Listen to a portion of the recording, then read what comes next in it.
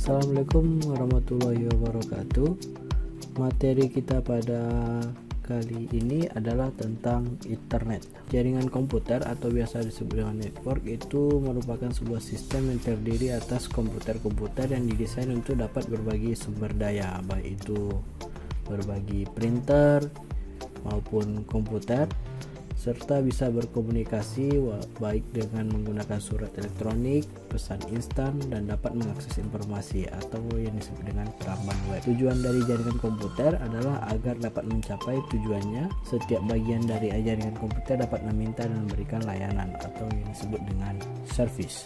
Internet itu jaringan komputer yang menghubungkan komputer-komputer di seluruh belahan dunia atau global, dan juga bisa memungkinkan komputer itu berkomunikasi hingga antar negara. Sejarah tentang internet dimulai pada tahun 69 oleh Departemen Pertahanan Amerika Serikat yang disebut dengan proyek ARPA atau disebut dengan ARPANET, Advanced Research Project Agency Network.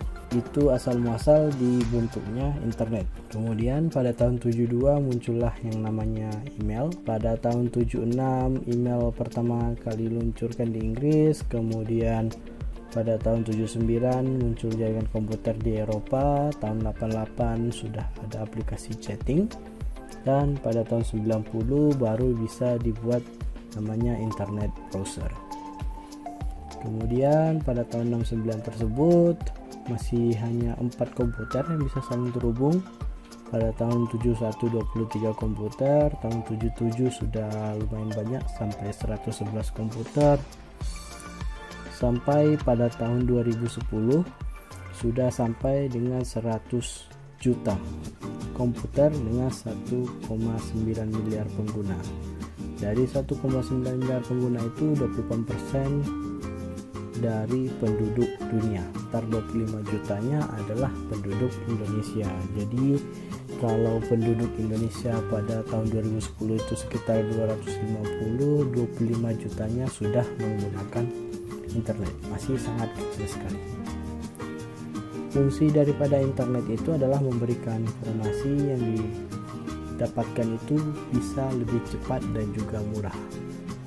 Di samping cepat dan murah, bisa juga mengurangi biaya kertas dan biaya distribusi karena hanya butuh kuota, dan tanpa harus menulis di buku, langsung kirim saja surat elektronik sampai.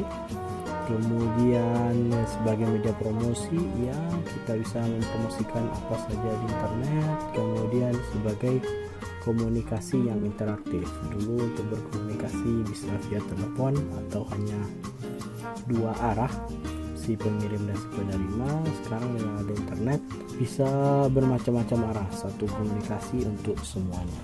Di sini dia jelaskan rata-rata penggunaan internet menggunakan komputer atau laptop itu sekitar 5 jam 27 menit. Rata-rata orang menggunakan internet ya dalam sehari adalah 5 jam 27 menit. Sekitar 14%-nya menggunakan smartphone atau menggunakan handphone. Kemudian orang yang rata-rata menggunakan handphone setiap harinya itu adalah sekitar 2 jam 30 menit. Ini datanya pada tahun 2014 di bulan Januari. Sekarang sudah 2020, harusnya penggunaan handphone sehari itu lebih dari 2 jam 30 menit. Cara bagaimana kita bisa mengakses internet. Jadi ini internet, oke, disambungkan langsung ke laptop menggunakan namanya VoIP phone atau wireless router atau wifi phone. Bisa menggunakan wireless atau menggunakan wifi. Kemudian internet itu bisa juga diakses kalau kita mengaksesnya pakai BTS atau tower internet, tower telepon yang seperti biasa. Kita mengakses internet bisa lewat sana. Kemudian nanti dia pancarkan ke handphone, dari BTS-nya dia pancarkan ke handphone. Makanya di sini bisa menggunakan internet, atau internet itu disambungkan menggunakan tiang telepon. yang telepon nanti dihubungkan lagi ke telepon, baru satu lagi nanti dihubungkan ke modem, baru dari modem nanti bisa digunakan internet tersebut. Atau yang ini internet nanti disambungkan ke pemancar, namanya itu wireless router. Nah dari wireless router ini nanti dia pancarkan, ditangkaplah oleh si telepon. Kalau yang biasa kalian gunakan mungkin yang seperti sekarang, handphone kalian terkoneksi ke BTS itu terkoneksi ke internet. Manfaat dari internet bisa menemukan berita, membaca artikel, bisa kirim email, chatting, video conference, atau bisa jual beli barang jasa ya, seperti e-commerce. Dan yang ini adalah istilah-istilah yang ada pada internet. Yang pertama namanya adalah browser.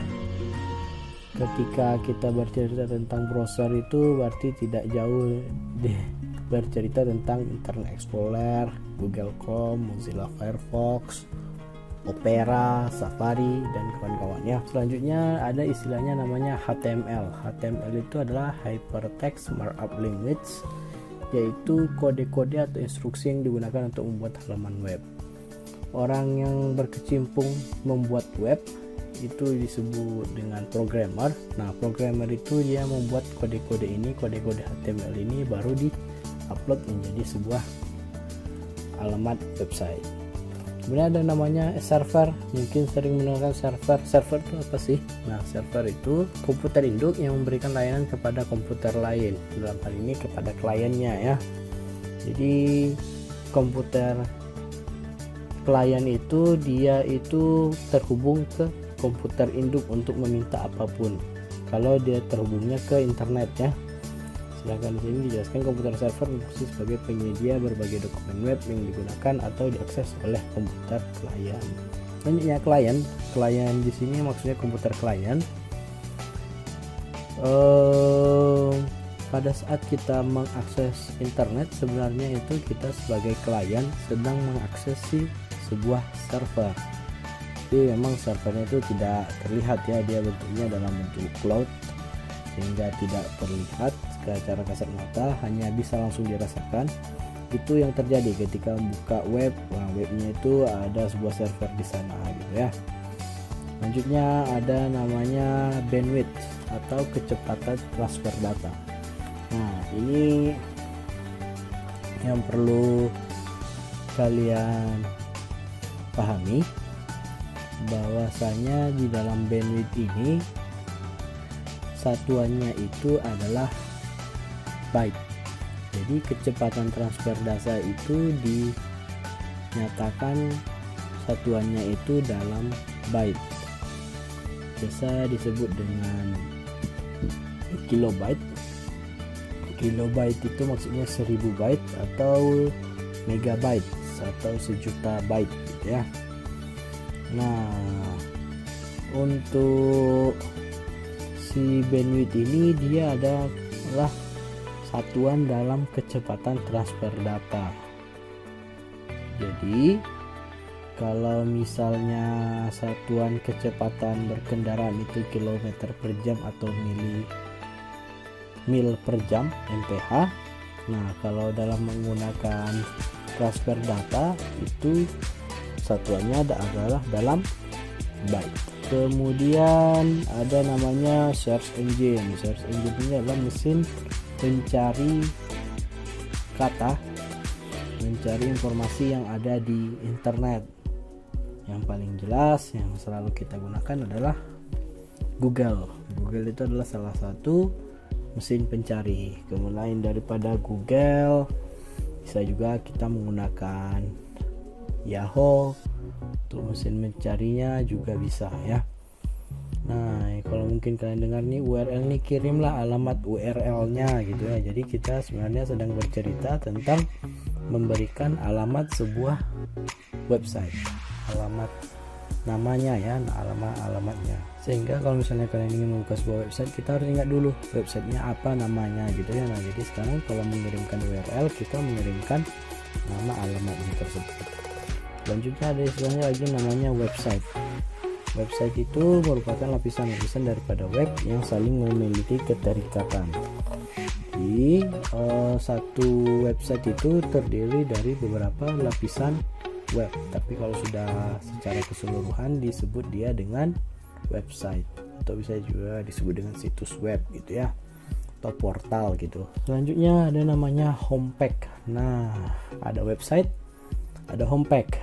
Sekarang bedanya apa? Kalau homepage itu dia di sini disebut sebagai web utama atau home-nya atau induknya daripada sebuah website itu. Nanti akan saya berikan contohnya ketika kita membuka website IAIN Batu Sangkar, yang mana homepage, yang mana web sama website. ISP atau Internet Service Provider. ISP ini adalah perusahaan penyedia layanan internet. Oke, contohnya apa ISP yang bisa kita gunakan, yang biasa kita gunakan? Seperti Telkomsel, Excel. Kalau yang untuk di rumah bisa pakai IndiHome.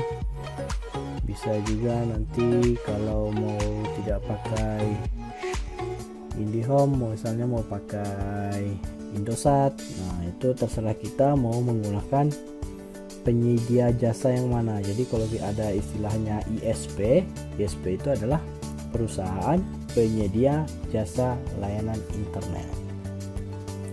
Kemudian ada istilahnya misalnya offline. Offline itu lawan katanya adalah online. Jadi offline itu kondisi di mana perangkat kita itu tidak terkoneksi ke internet.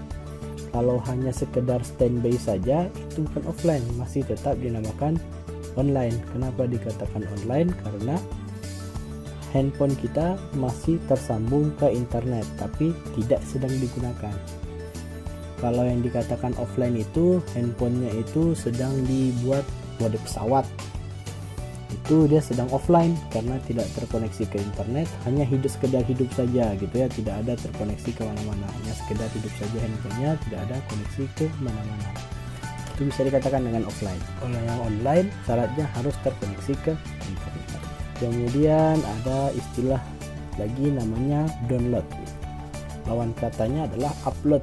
Kalau download itu mengambil file dari sebuah komputer server atau dari website, diambil sebuah filenya, itu disebut dengan download. Lawan katanya adalah upload. Upload itu mengirim dari komputer kita ke server di internet. Istilah download dan upload ini adalah istilah bahasa Inggris. Sedangkan di Indonesia download ini sudah ada arti istilahnya di bahasa Indonesia. Download ini diganti dengan nama unduh, sedangkan upload itu dibuat istilahnya menjadi unggah. Jadi kalau download itu namanya unduh, upload namanya unggah. Oke, sebelum sampai ke sekian saya akan contohkan homepage tadi. Misalnya kita membuka website IAIN Batu Sangkar, ini dia website IAIN Batu Sangkar. Kemudian ketika kita membuka page, misalnya ada e-kampus. Ini e-kampusnya ini namanya dengan webpack-nya ya. Jadi ada satu halaman punyanya IAIN Batu Sangkar. Sedangkan untuk ke halaman utama adalah IAIN Batu Sangkarnya ini. Ini misalnya sudah sampai ke sejarah IAIN Batu Sangkar. Kembali lagi ke homepage, kita ketikkan home. Nah, ini dia tampilan home-nya. Jadi ini dikatakan dengan homepage tersebut.